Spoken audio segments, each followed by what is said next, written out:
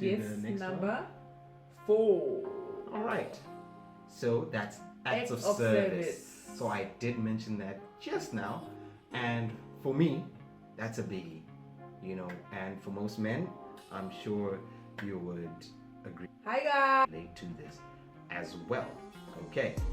So, in terms of acts of service, for me, this is like a huge one because I like acts of service. Like I when think I it's do stuff for you. self-explanatory.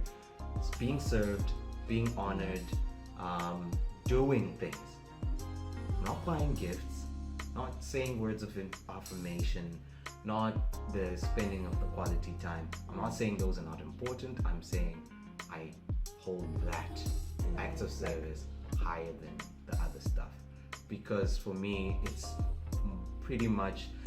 And I think one important thing that you mentioned at the beginning as well is that the upbringing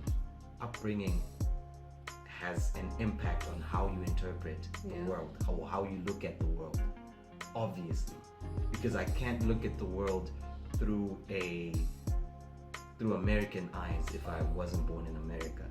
I can't look at it from a 10 sibling family point of view if I was born in a 3 sibling family. Mm-hmm. So upbringing plays a major role.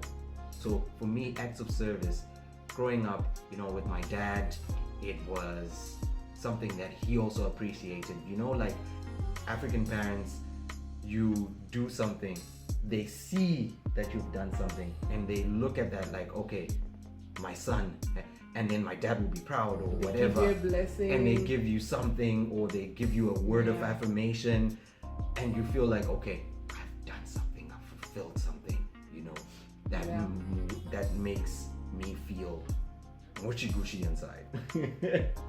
So acts of service for now me. I know. And do you know how I found out about this? Because we sat down and really talked about this, and I was like, okay, what really makes you happy? What makes you tick? What will make you love me even more? Like, what will make you so happy? And they say, Such an inquisitive person. I ask those things. You have no idea. I ask them like, Jace, what are you thinking about? Like, tell me. Yeah, we just like, tell me. So he was Which like, is good. babe, I love it when you like cook for me. I love it when you serve me food. I love it when you like Very African. Very African. when you do my laundry, and when I wake up in the morning and I want something to wear for work. I just love that when you pack my food. And guess what? I love doing it because he's so happy, and I put like little notes in his lunch tins, so that when he starts eating his food, he can see like a lovely note for me, because I enjoy seeing him happy. So yeah. And as for me, acts of service. Well, this love language is not really top priority, but guess what? I love it when he does things for me. Like we're saying, all this is work in progress. There are things that we've excelled at, like so much, and then there are things that we are still working on perfecting. Mm-hmm. But marriage it's not a once-off thing where you get everything there and then and you run with it. It's work in progress. It's always work. You put efforts into it every single day. Yeah. Gee, On to number 5. that's okay. On to number 5, physical touch. Okay, so physical touch, from how it sounds, it might not necessarily mean being intimate or, It can be the just other stuff that you yeah. might have rushed to. But See. it could just mean, PDA. yeah, Like, let's write it down here. Public display of affection. yeah.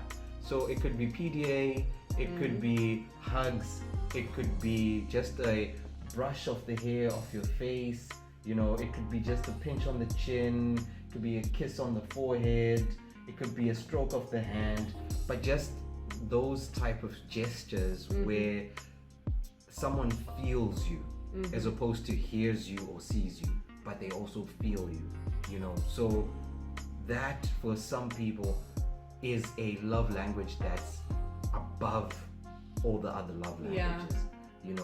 touchy-feely. It's important to me. I believe that when you go out in public, people should be able to just tell that, okay, these people are married, or these people are dating, these people are together. And men, on the other hand, might just think, hey, they see us walking together. They know already.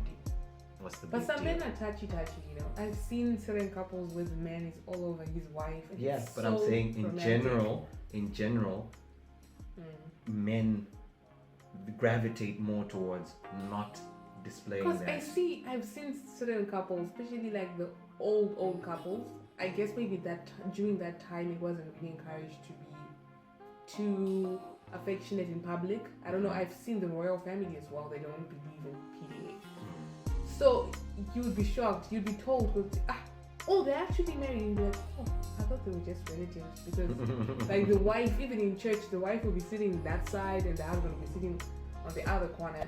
But I believe that if we're together, like at an event, church, whatever, we should sit together, and I want him to like touch me at some point. Like I want you to like touch my shoulder, or hold my hand, or whatever it is. It's really So important. that's what we're talking about, that these are love languages that other people don't see or don't like to express because they don't understand the significance. But hence you say why that men sometimes, okay, not all men, not all men, but men are weird. Some of these men are weird. When you're dating and when he's asking you out, he's all over you. He wants to hold your hand in public so that everyone knows that you're here. yes, Then when you're you get claiming. married, see? Yeah, the reason is this. Yeah, Okay. so that's why we're talking about, that's why this is important, because there are certain things that we do out of necessity. Okay.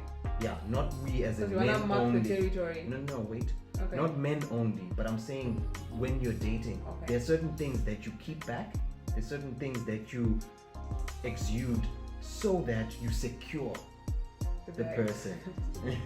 Yeah, so there are things that even the women, they'll exhibit certain things when you're dating, but then when you're together, maybe those things go away. So that's why it's important to then ensure that when you're married, certain things that you used to communicate your love to the next person don't go away, because they would have grown to appreciate that, or they would have interpreted that as love to them, as their love language. You understand? So I'm assuming that's what usually happens when people get into That goes back marriage. to the point that I brought up earlier on, that don't assume that people have the same love languages. Just because you like something doesn't mean that your partner likes the same thing.